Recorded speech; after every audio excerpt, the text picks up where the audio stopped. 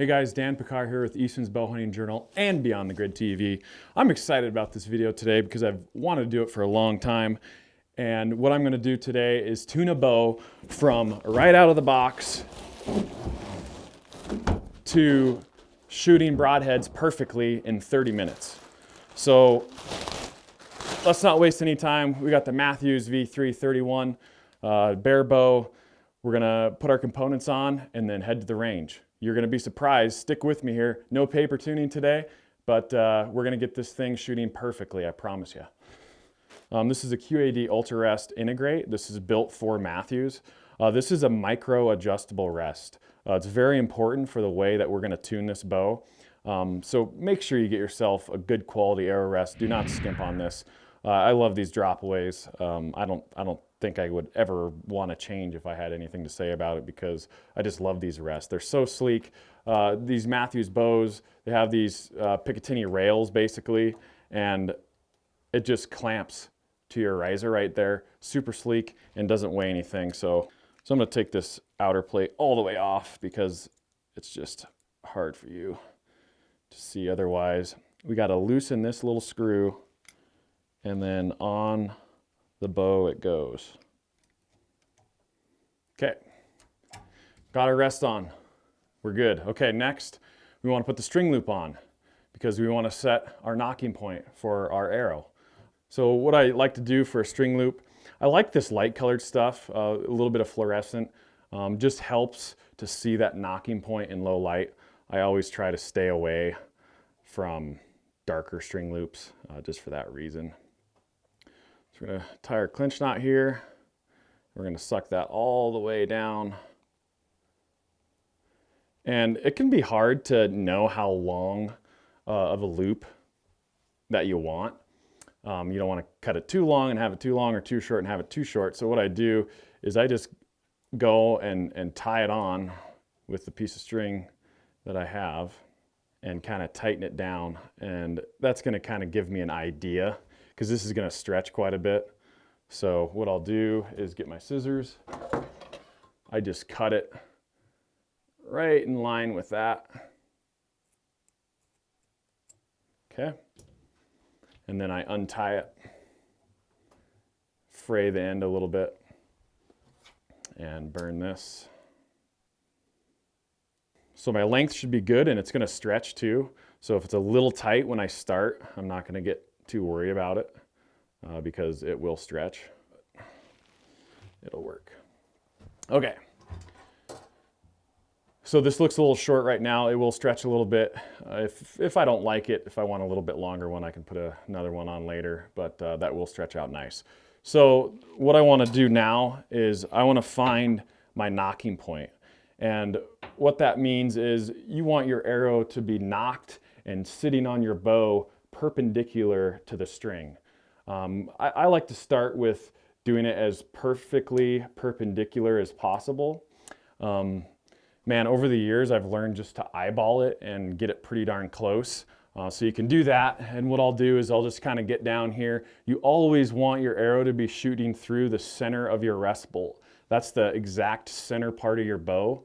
And so you want to set your bow up so you're shooting right through the center of that part. And once again, I'm eyeballing, I'm comparing the piece of the machined riser here from the arrow shaft and looking at it level and saying, yeah, that's right through the center of that bolt. I'm looking pretty parallel right here. I would probably just run with this, but you can put your bow square on and you can get your exact center point by putting your bow square on and reading your numbers here.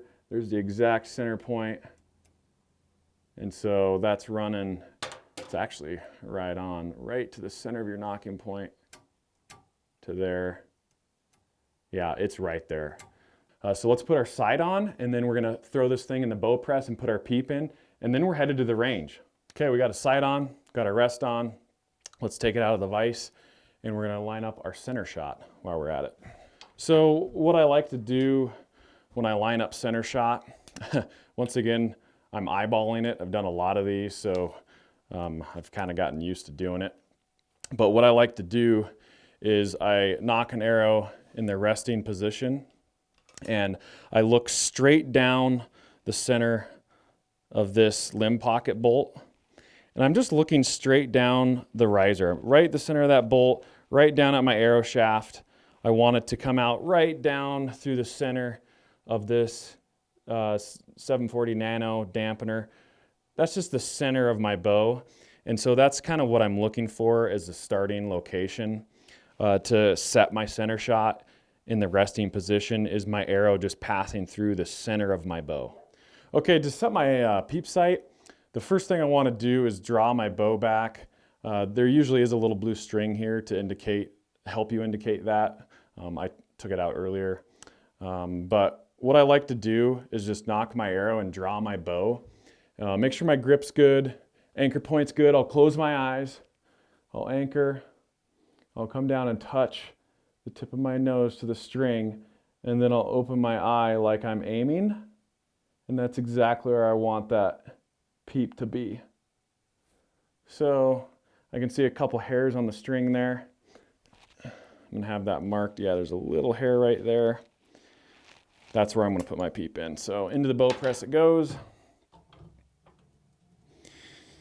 Mathews makes it really easy with this style of press. There's the little notches on the ends of the limb there. They fit right in there. That's pretty much the only way to do it, the safest way to do it. So this easy press is definitely the best press for these Mathews bows. So I'm just going to crank her down until I get a little tension on this. Okay, so my string's pretty loose here. Here's my hair right here. So I'm going to split this string. There we go. Perfectly in half, and just tuck this peep in. Okay, peep's in place.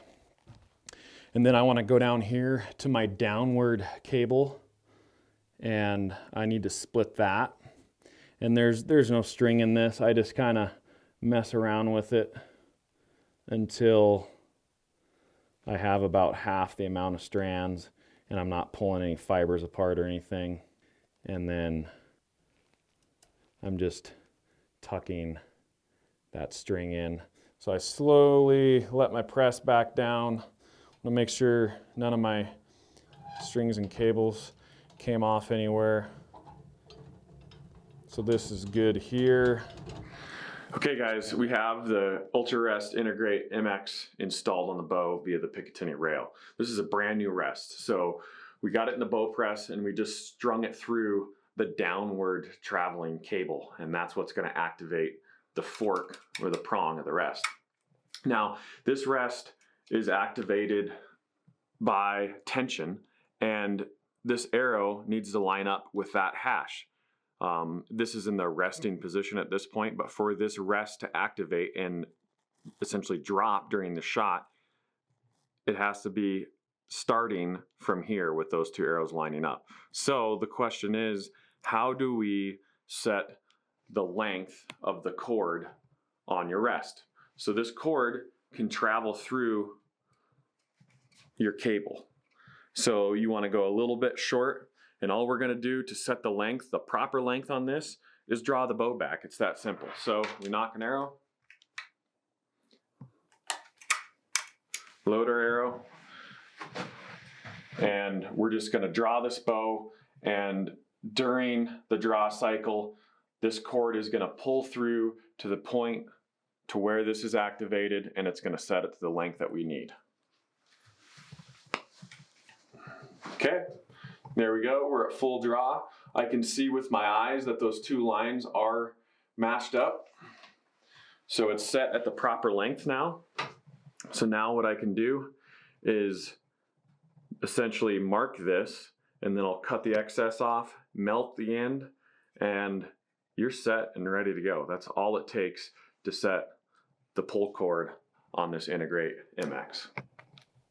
Now, with putting a peep in, it is going to twist the string a little bit and mess up your string loop, but probably I'll have to adjust this maybe one more time if I don't have it perfectly lined up for me at full draw. A lot of times over time on new bows, the strings will stretch and this will twist a little bit, but just like a half a twist in the main string itself either in or away from the twist of the string on the peep, and it'll straighten it right out. So that keeps it pretty simple. Mathews makes it really simple to check your timing. These are your timing holes on your cams, and there's one on each side. So you look squarely through that timing hole and you can see your cable through there. And you want it to be passing through the center, if not close to that timing hole. And you want it to match on the other side. So I check one side and then I check the other. This one is gonna be, let's see, it is not quite as advanced as this one. Just by a tiny amount, just a fraction of a hair. So I'm probably gonna shoot it as is. It's really, really close. And if I have any issues when I'm at the range, I can always come back to this and put a twist in my cable. We're splitting hairs here. It may even just be both right on the money. All the Mathews bows that I've got coming from the factory, looking through these timing holes, they're usually very close. I mean, the guys do a good job at the factory setting these up for the timing to be dang near spot on, if not perfect. So I've messed with them a little bit over the years, setting up Mathews bows, but not much. I mean, I'm comfortable with taking this to the field and seeing what I can do. So let's go out to the range, and we're gonna go shoot targets.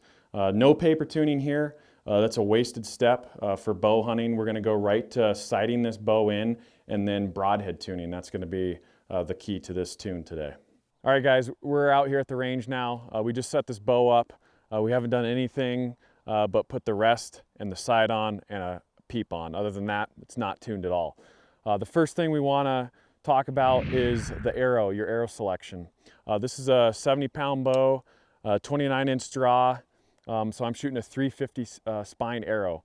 350, 300 spine, either one of those will work. Technically, the 350 might be a little bit under spine for it, but I cut them short, 26.5-inch carbon to carbon on this, so it's a little bit short, and that'll increase your stiffness as well. But with Mathews over the years, I've had zero problems tuning 300 spine and 350 spine, so I'm not too worried about it. So we have our arrow selection. Now we want to look at our sight. So we knock our arrow, and I'm just eyeballing here, and once again I'm looking at the plane of my arrow. I'm looking down the string and seeing where my sight lines up, and I can see that my pin is probably a 1/2 inch in, so I need to move my sight housing to the left out a little bit and get it more in line with my arrow, and I'll show you exactly what I mean here in a second. Okay, so I'm just going to loosen this. I'm going to move this sight housing out probably a couple notches. Pull it out. I can see from the factory it's not quite where it needs to be.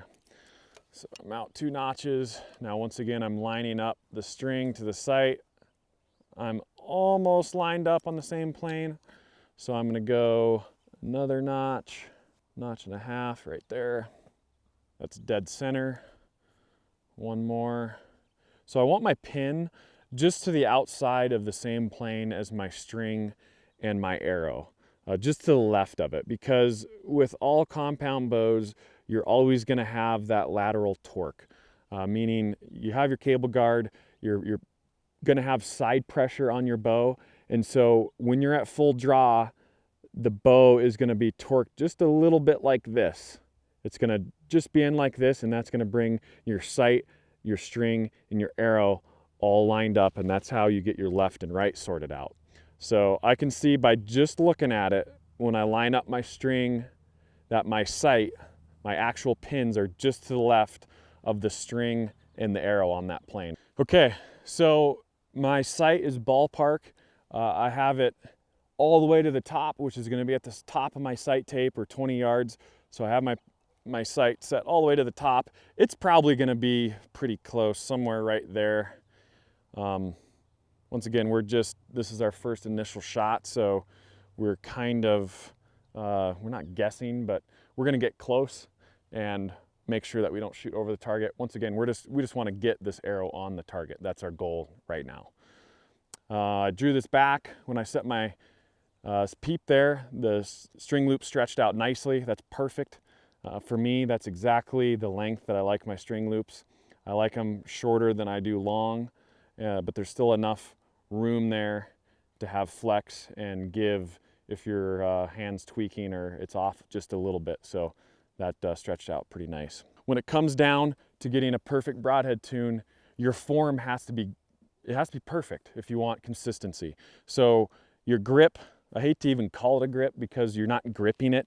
Think of it as this meaty part of your hand, you're pushing the bow away from you. You're not death gripping it, so you're pushing the bow away from you. You do not want to over grip the bow. If you look here, this would be over gripping. You're going to hit your arm, you're going to be torquing the bow. What I like to tell new archers is this inside line of the grip, I do not like it to cross this crease this way. This is the no-go zone in here for gripping a bow. You want that grip on the meaty part of your thumb right here. And so I like to put it right up in there. Imagine that you have a steel rod running down your arm and it's coming out the palm of your hand. That's where you want your pressure.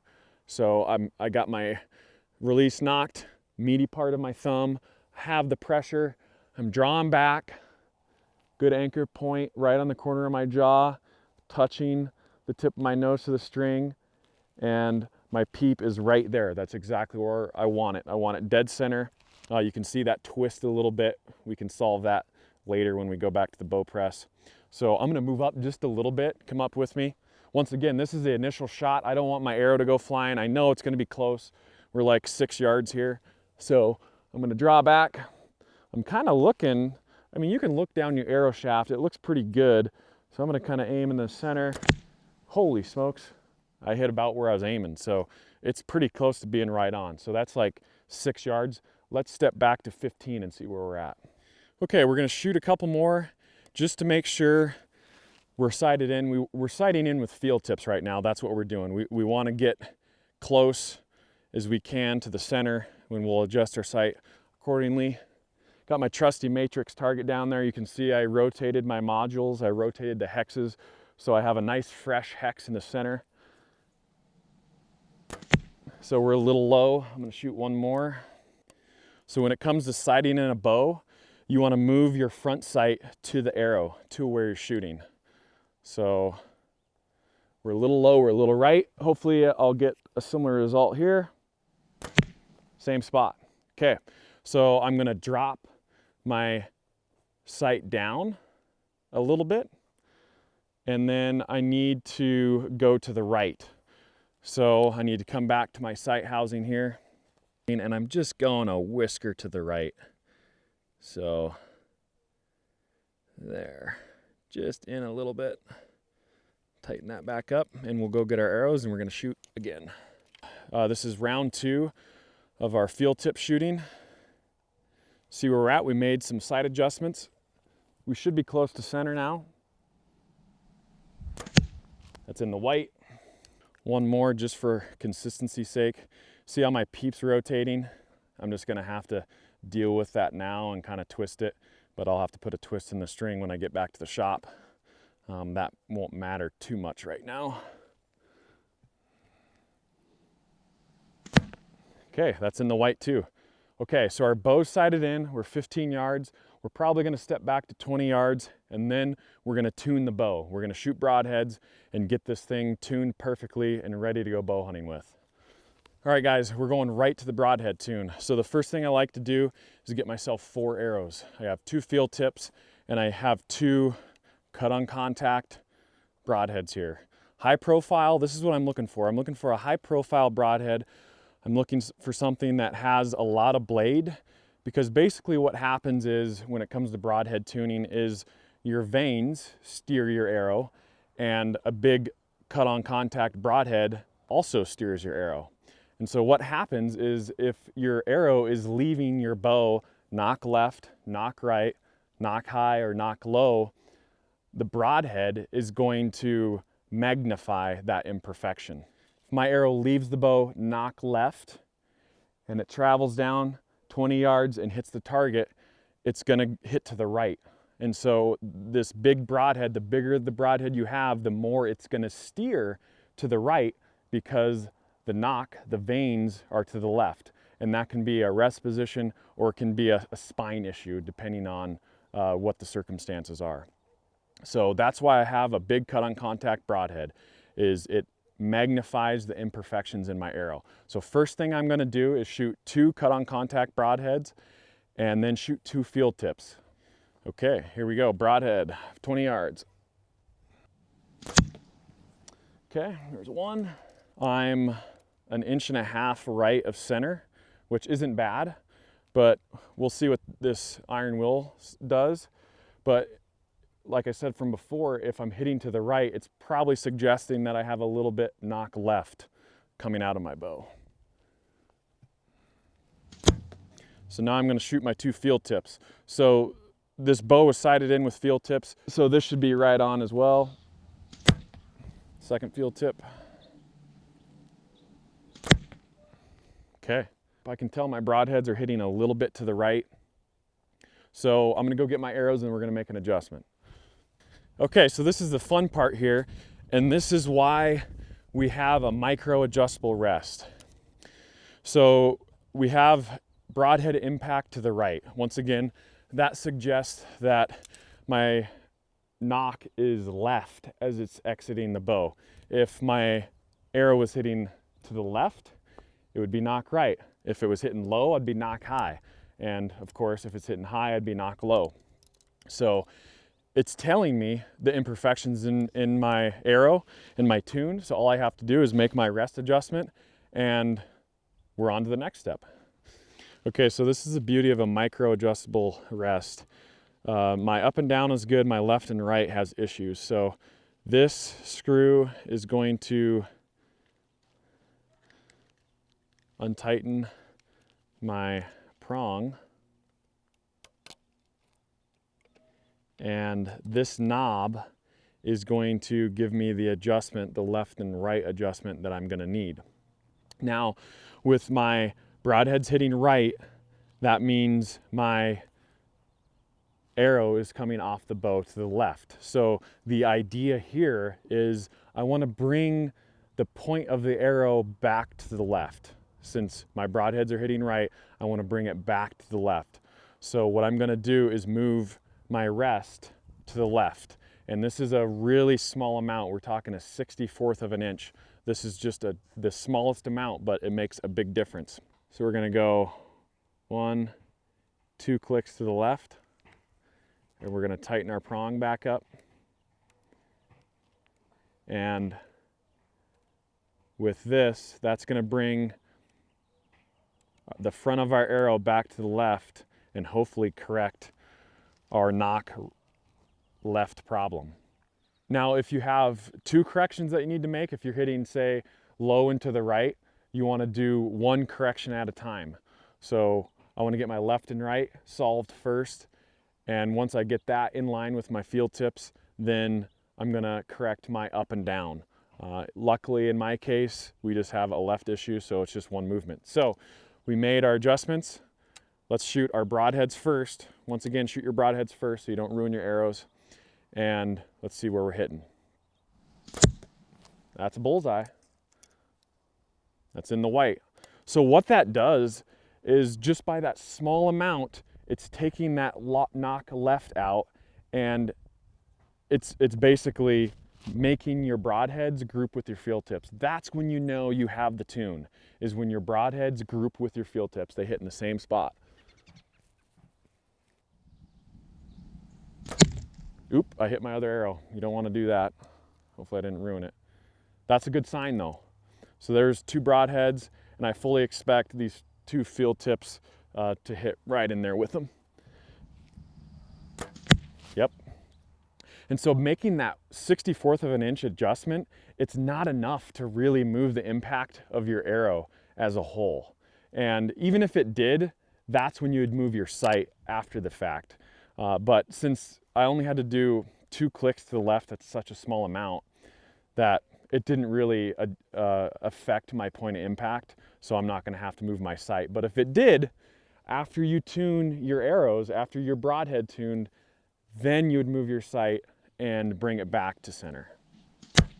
That's right in the white. So there you go. Tuning a bow can be very easy. It can also be very difficult. But if you keep the mindset of it simple and skip the paper tuning. Once again, we're tuning for bow hunting. If you're a target shooter and you're not going to shoot broadheads, paper tuning is great. But since I'm a bow hunter, I want my broadheads to be perfectly tuned, perfectly accurate. I go right from the shop, right to the range and get my broadheads tuned. And now I know my bow is perfectly tuned. And so with my experience with helical arrow fletchings, I can shoot any broadhead I want now and have field tip accuracy, especially at distance. And so for me, there's no excuse to not get a cut on contact or a fixed head not to shoot, because I'm broadhead tuned, they hit with my field tips, and if your bow's tuned, they will hit with your field tips every time as long as your form is good. So there you have it. Broadhead tuning simple. We did this in probably less than 30 minutes of actual work from the bow shop to the range. Hopefully this helps you out. Be sure to subscribe to our channel, and man, we're always putting out new videos. I'm always brainstorming of new videos to make for you guys, just to make your life simpler.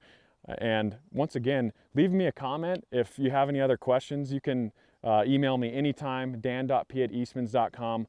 I'm more than willing to help you guys. I love archery. I've been doing this for 25 years since I was a kid.